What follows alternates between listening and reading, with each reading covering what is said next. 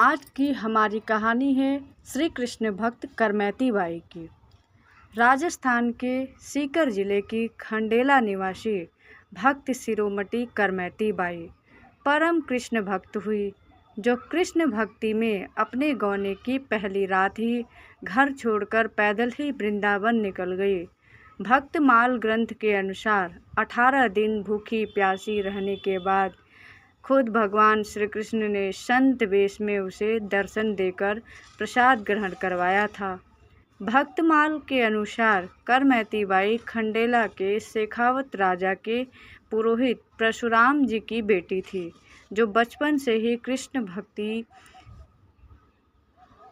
12 वर्ष की उम्र में जयपुर के सांगानेर के जोशी परिवार में विवाह के बाद जब पति गौना कराने आए तो वैवाहिक बंधन को श्री कृष्ण भक्ति में बाधा जान उन्होंने पहली रात को ही घर छोड़ दिया और पैदल ही वृंदावन को निकल गई। ग्रंथ के अनुसार जब राजा को इस बात का पता चला तो उसने करमैती बाई को पकड़ने के लिए अपने घुड़सवार पीछे लगवा दिए, जिन्हें देख करमैती बाई एक मरे हुए ऊंट के खोल में छिप गई, जिसमें वो 3 दिन तक रही।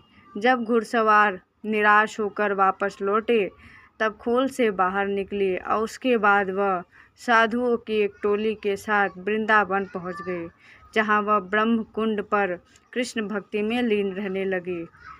जब करमैती बाई के वृंदावन में होने का समाचार पुरोहित पिता को मिला तो वो उन्हें लेने ब्रह्मा कुंड पहुँचे, जहाँ साधु वेश में ध्यान मग्न बेटी को श्री कृष्ण प्रेम में आंसू बहाती देख उनका हृदय भी भाव विभोर हो गया। बेटी की प्रेम दशा देख पिता परशुराम भी बेसुध से हो गए। जब करमैती बाई का ध्यान टूटा तो पिता ने घर चलकर श्री कृष्ण भजन करने की बात बेटी करमैती से कही, लेकिन यहाँ आकर कौन वापस गया है, ये कहकर उन्होंने पिता को वापस लौटने को कहा।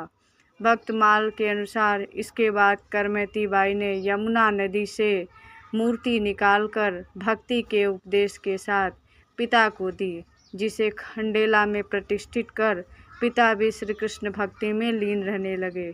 जब शेखावत राजा को इसकी जानकारी हुई तो वो भी पहले परशुराम जी से मिलकर करमैती बाई से मिलने वृंदावन गए, जहाँ वह यमुना नदी के पास श्री कृष्ण वियोग में आंसू बहाती मिली। करमैती बाई की भक्ति से राजा का भाव भी भक्तिमय हो गया।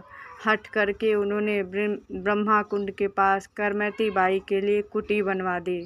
फिर वापस लौटकर वो भी कृष्ण भक्ति में ही लीन रहने लगे। खंडेला में बिहारी जी के मंदिर में करमैती बाई द्वारा दी उस कृष्ण मूर्ति की पूजा आज भी होती है। मूर्ति का महत्व जानने वाले आज भी काफ़ी लोग मंदिर में दर्शन के लिए जाते हैं।